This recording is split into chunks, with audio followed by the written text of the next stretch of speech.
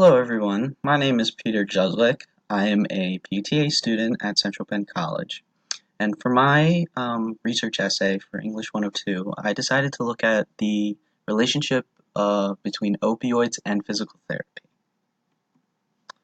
So before we dive into the actual argument of my research, I wanted to give you guys a little bit of an overview on what an opioid is. So while I was conducting research, I found that there are two different types of pain relievers. There's opiates and opioids. Um, Daniel DeGrasse writes that opiates are alkaloids, which are natural substances that are derived from opium poppy. Alkaloids include such things as morphine, so you hear of some patients when they're in the hospital go on a morphine drip. Codeine, this can be your oxycodone, hydrocodone, oxycodone, those types of drugs. Opium, and depending on the source of information, heroin can sometimes be classified as an alkaloid. On the other hand, the author defined opioids as drugs that are manufactured to mimic the effects of opiates. So these are not going to be derived from that opium poppy. They're simply just going to be manufactured to mimic those effects that the opiates have. So that is the difference between the two types. So now, how are opioids and physical therapy related, you might be wondering? Well, both serve as treatment options that patients seek when they have different injuries, surgeries, or any type of something that may require treatment. Um, the most common reason people seek these treatment options is for pain management. That pain can be defined as chronic pain, which is pain that lasts for 3 months or longer. So a patient could come in and say, hey, I've been having this shoulder pain for an extended period of time. I would like something needs to be done.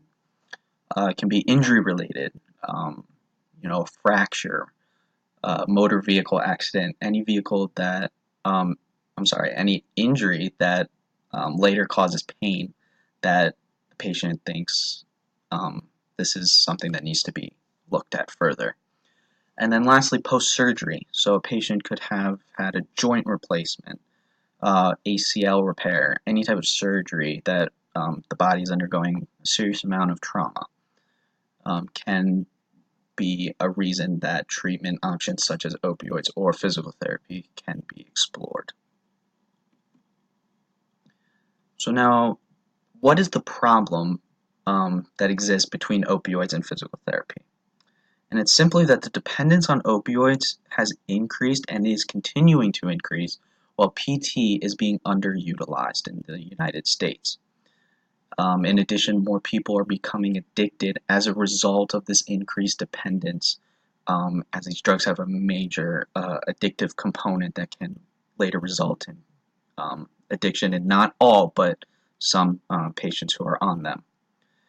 This dependence on opioids is caused by many different factors. The three that I found most important as far as being related to the topic of my paper were that PT is not always easily accessible, whereas opioids are.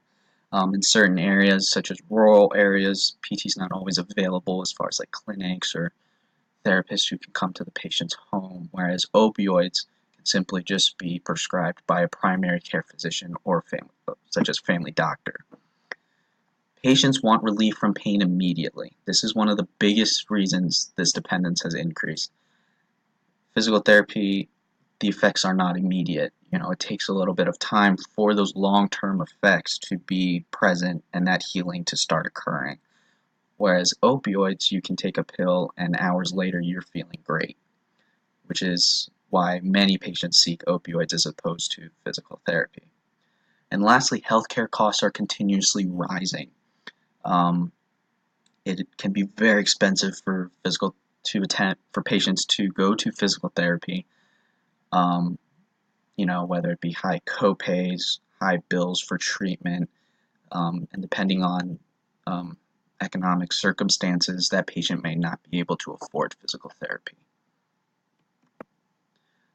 So now, what is the solution to this problem? So the main focus of my paper looked at the argument that dependence on opioids is causing a decline in the use of physical therapy for treatment of specifically pain.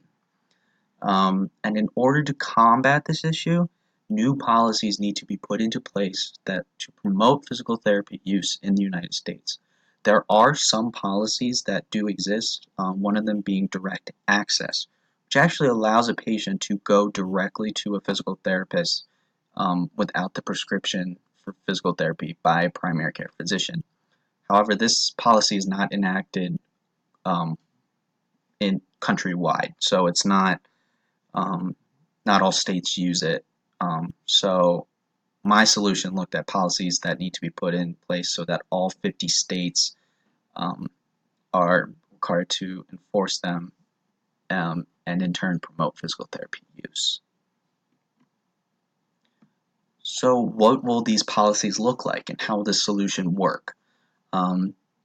First type of policy that I looked at was making PT more accessible, specifically in rural areas. One of my research articles was written by a lady named Alice Bell.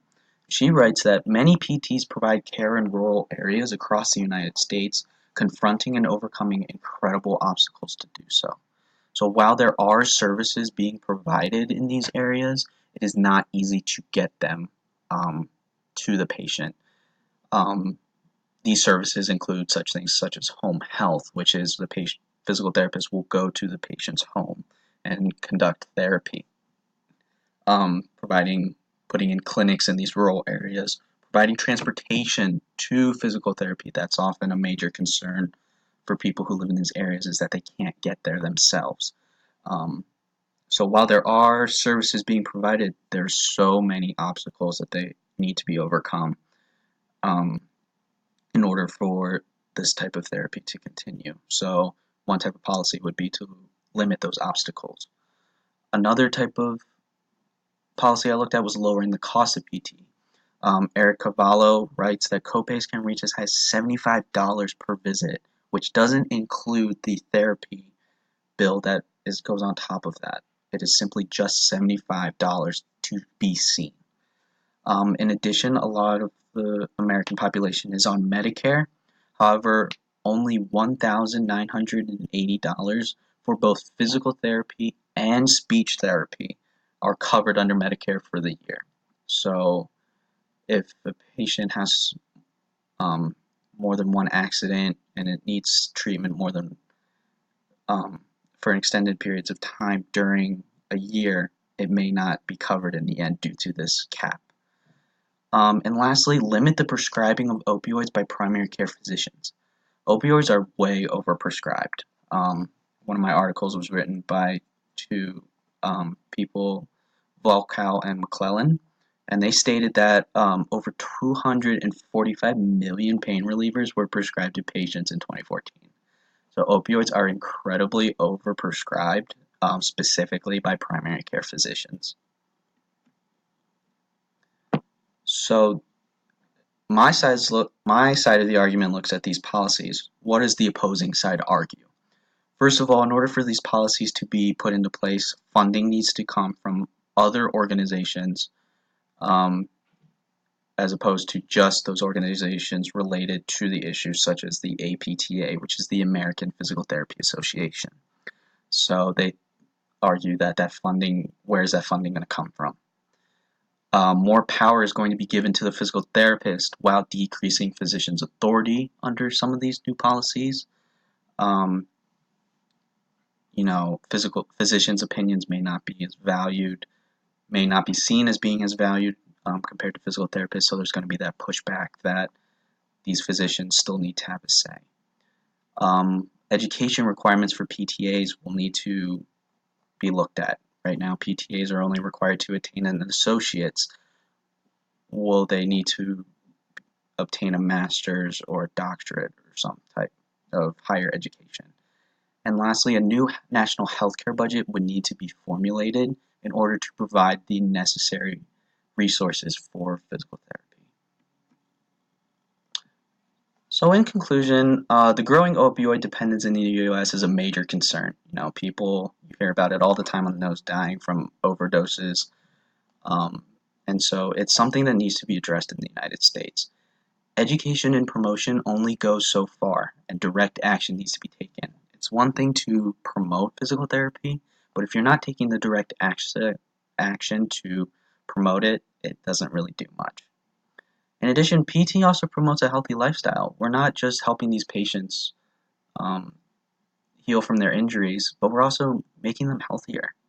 And so it's time for all individuals to fight this battle against opioids. It's not just the physical therapist, it's not just healthcare providers, it's all of us who can fight this battle against opioids. So that is my presentation. I hope you guys enjoyed it, and thank you so much for listening.